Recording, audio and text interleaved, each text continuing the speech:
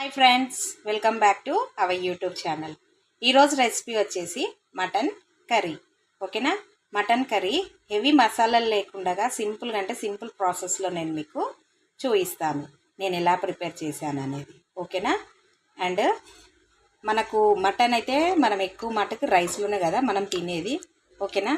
మనము ఎటువంటి మసాలాలు వేసుకోకుండా చిక్కగా గ్రేవీ వచ్చేటట్టుగా మనము మటన్ కర్రీ అనేది ప్రిపేర్ చేసుకుందాం. ఓకేనా? కావాల్సిన పదార్థాలు ఏంటో అవి నేను కర్రీ ప్రిపేర్ చేస్తూ నేను మీకు చూపిస్తాను. ఓకేనా? మనము ఇప్పుడు ప్రాసెస్ అనేది స్టార్ట్ చేద్దాం. ఇప్పుడు మన మటను మనము ప్రాసెస్ స్టార్ట్ చేయడానికి కావాల్సిన పదార్థాలు వచ్చేసి ఆనియన్స్ అయితే నేను కేజీ మటన్ ఉంది. సో నేను హాఫ్ కేజీ అంతా, హాఫ్ కేజీ కూడా కాదు, హాఫ్ కేజీ కన్నా కొంచెం తక్కువ ఆనియన్స్ ఎక్కువ వేసుకుంటేనే మనకి గ్రేవీ అనేది వస్తుంది. ఓకేనా? నేను ఆనియన్స్ కట్ చేసి పెట్టుకున్నాను. అండ్ పుదీనా, పచ్చిమిర్చి అండ్ ఒక 5 లవంగాలు, కొంచెం చెక్క. ఓకేనా? ఇప్పుడు స్టవ్ వెలిగించి నేను ఒక గిన్నె అయితే పెట్టినాను. ఓకేనా? అండ్ కర్రీకి సరిపడా ఆయిల్ అయితే పోసి రెడీగా పెట్టిన.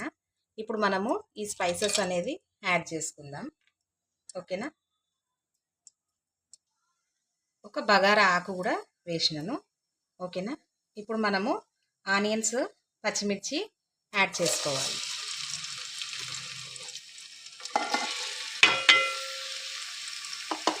ఇప్పుడు పచ్చిమిర్చి కూడా యాడ్ చేసుకోవాలి.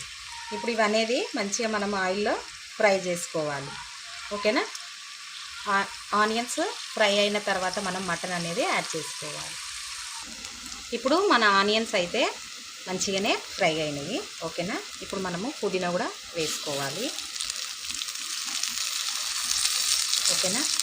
పుదీనా వేసుకోవాలి. అండ్ ఇదే టైంలో మనము పసుపు అనేది కూడా వేసుకోవాలి. అండ్ అల్లం, కొంచెం నాన్ వెజ్ కదా, అల్లం కొంచెం ఎక్కువ వేయండి. నేనైతే 1½ స్పూన్ అయితే వేసినాను అల్లము. ఓకేనా? ఇప్పుడు ఇది అనేది మనం మంచిగా ఇట్లా కలుపుకోవాలి ఒకసారి.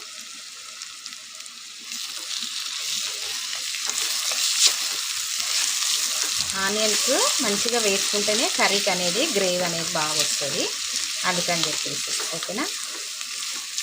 ఎట్లనో నాన్ వెజ్లో మనము స్పైసెస్ ఎక్కువే వేస్తాం కదా, కాబట్టి మనం కొంచెం ఆనియన్స్ వేసుకున్నా ఏం అవ్వదు, స్వీట్నెస్ అనేది ఏం రాదు. ఓకేనా? కొందరు ఆనియన్స్ వేస్తే తీయగా అవుతుంది కర్రీ అనేది అంటారు ఎక్కువ వేస్తే. ఓకేనా? ఏమైతే అవ్వదు అలాగా. ఓకేనా? ఇట్లా మంచిగా మనం ఇట్లా ఆయిల్లో ఇట్లా ఫ్రై చేసుకోవాలి. చూసారు కదా ఫ్రెండ్స్, మన ఆనియన్స్ మంచిగా ఇట్లా ఫ్రై అయితే అయినాయి. ఒక 2 మినిట్స్ మనము మంచిగా ఆయిల్లో అవి వేగనిద్దాం. అల్లం పేస్ట్, పసుపు. ఓకేనా? అంతవరకు నేనైతే మటన్ అయితే కడిగి రెడీగా పెట్టుకున్నాను. ఇప్పుడు 5 మినిట్స్ నుంచి మంచిగా ఇట్లా అల్లం పేస్ట్, పసుపు, పుదీనా అన్నీ మంచిగా ఇట్లా ఫ్రై అయినాయి. ఇప్పుడు మనము మటన్ అనేది యాడ్ చేసుకోవాలి. ఓకేనా? మటన్ వేసుకుందాం మనము.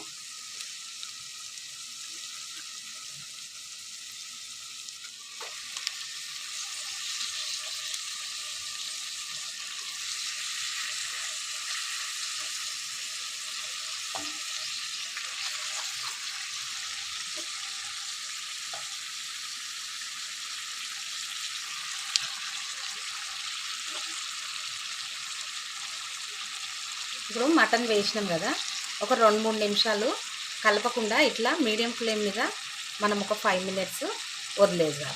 ఎందుకు అనంటే కొంచెం వాటర్ అనేది, మటన్లో ఉన్న వాటరు ఆయిల్లోకి దిగుతుంది. ఓకేనా? చూసిరు కదా, మనము మటన్ వేసిన తర్వాత కలపకుండా ఉంటే ఎట్లొస్తున్నాయో చూడండి వాటర్ మటన్లో నుంచి. ఓకేనా? ఈ వాటర్ అనేది మనం ఇట్లా ఆయిల్లో ఉడికించుకుంటేనే మటన్ అనేది స్మెల్ రాదు. ఓకేనా? ఇప్పుడు ఒకసారి మనము మంచిగా మిక్స్ చేద్దాం.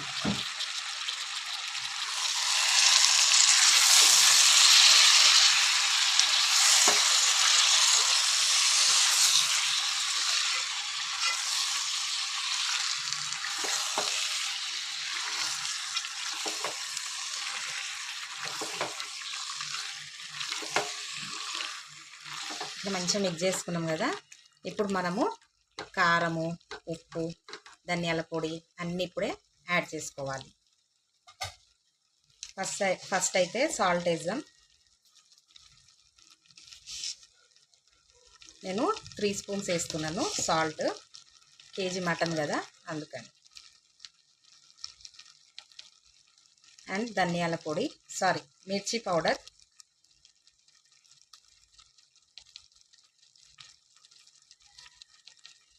4 స్పూన్స్ వేస్తున్నాను. ధనియాల పొడి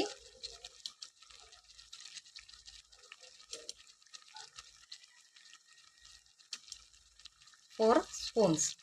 ఇప్పుడు ఇవన్నీ వేసినాం కదా. ఇప్పుడు ఒకసారి మళ్ళీ అంతా మంచిగా మిక్స్ చేద్దాం.